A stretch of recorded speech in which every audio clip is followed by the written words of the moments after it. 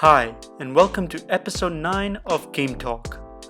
So, The Last of Us Part 2 is releasing soon, so I thought it would be interesting to list and share my top 5 Naughty Dog games, which was hard to do as there were so many more great ones. So, here it is. Let's start with number 5. Crash Bandicoot 4! My first Crash game, and boy was it amazingly crazy, in ways I didn't expect it to be. In this series you play as a genetically enhanced bandicoot named Crash, who was a failed experiment created by the evil scientist Neocortex, who desires world domination by creating a mutated army of animals at his side to help. Now, that was the plotline of the first game. This story had somehow evolved to include time traveling and the introduction of an evil mask that goes by the name of Uka Uka, who is the brother of Aku Aku, a mask who helps out Crash and his friends in the fight for good. Uka is free. No, it cannot be. And we also get introduced to even more evil characters like Entropy. Easy to follow, right? But I feel that committing to the craziness completely, making the story even more ridiculous, and pairing it with the solid gameplay from the last games with some improvements and cool new abilities was a great call by Naughty Dog. And for me, it made this whole game better. You lost the crystal.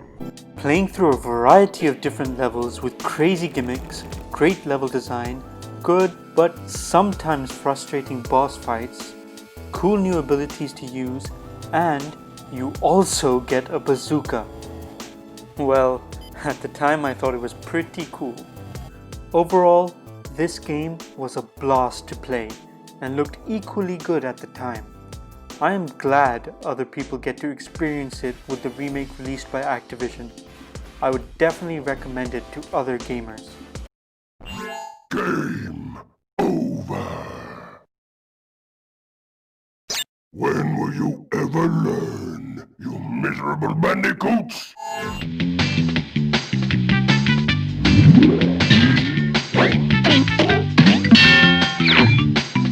Yes, I'm continuing with the Crash Bandicoot franchise, with the best kart racer in video games in my opinion, Crash Team Racing, or CTR.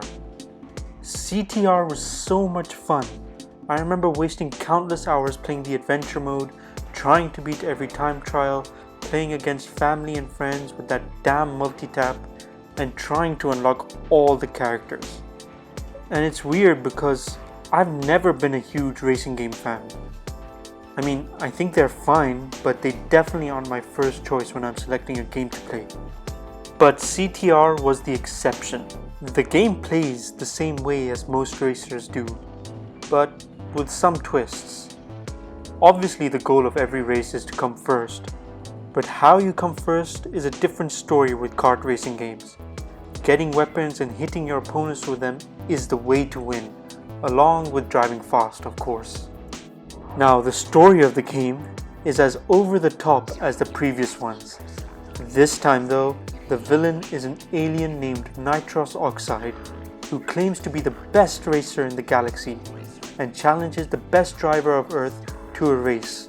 But if Oxide wins, he or she will turn Earth into a concrete parking lot and enslave the Earthlings.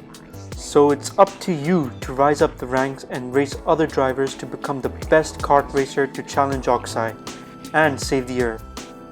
And this time, Crash and his friends have to team up with Cortex and his goons to take down Oxide, so now you can choose to play as any of them this time round. This game was a huge part of my childhood, and it was great to see it come back with the remake, so I could experience it all over again.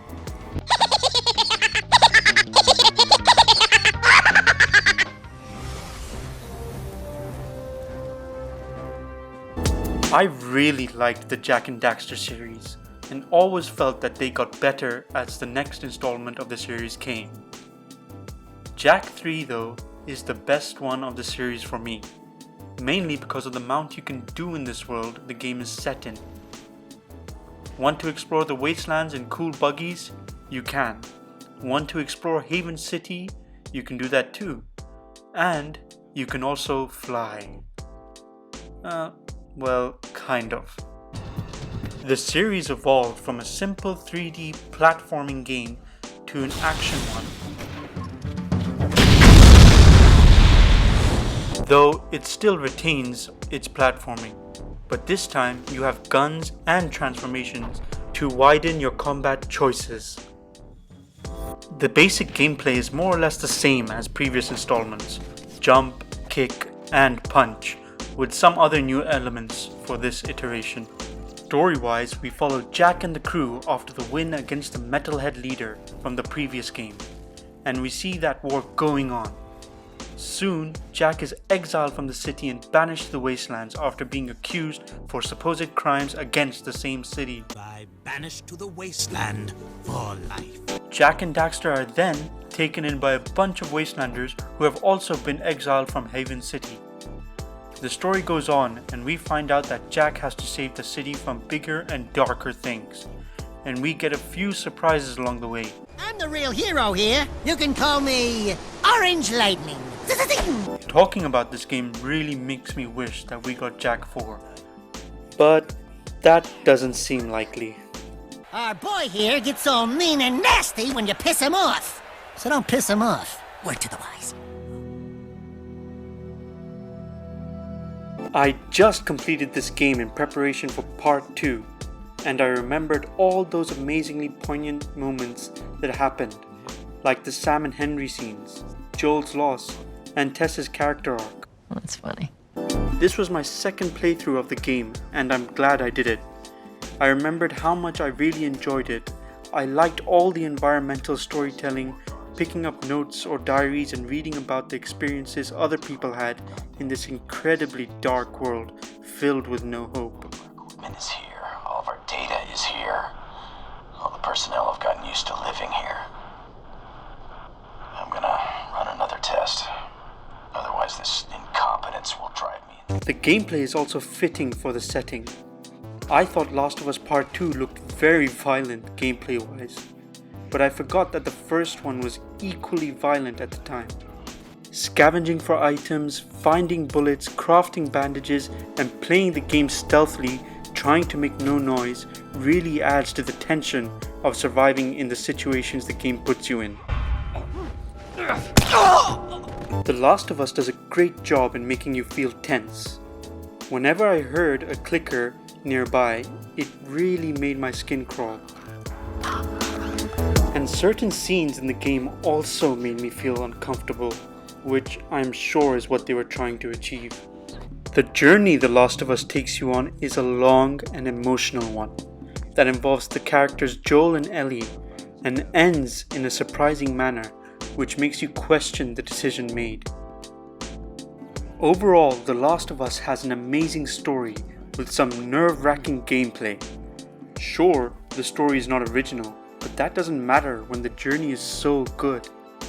Playing this again has got me really hyped for part 2. So fucking cool.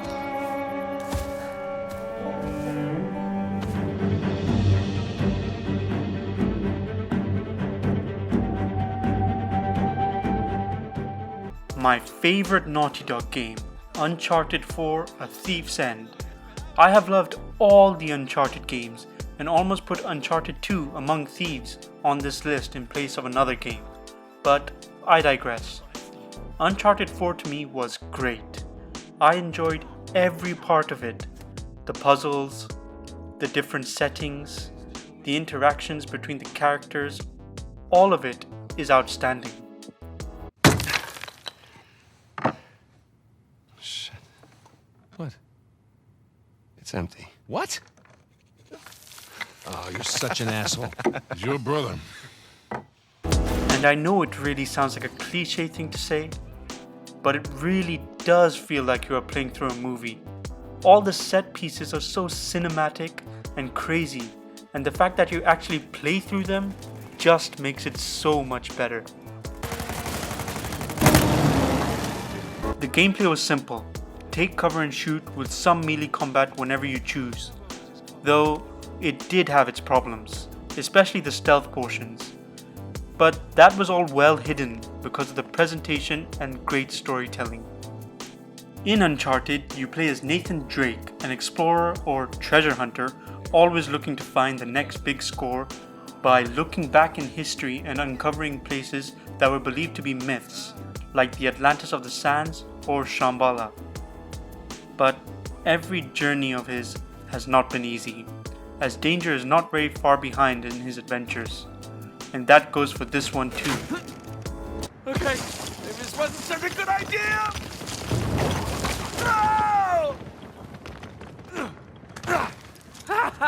Though this time, this journey proves to be more personal to Nathan Drake. And that is what makes this game stand out above the others for me. It's good to see you again, Nathan. God, Sam. Oh, all right. Take it easy. Naughty Dog really knocked it out of the park for me with Uncharted 4. Even the Lost Legacy was great. But seeing the end of Drake's journey was just special. Oh, that was fun, right? Thanks for watching this video. What did you think of my list? What are your top 5 Naughty Dog games? Let me know in the comments below. Until the next video, stay safe and wash those hands. Telling you, that treasure is as good as ours. Shit.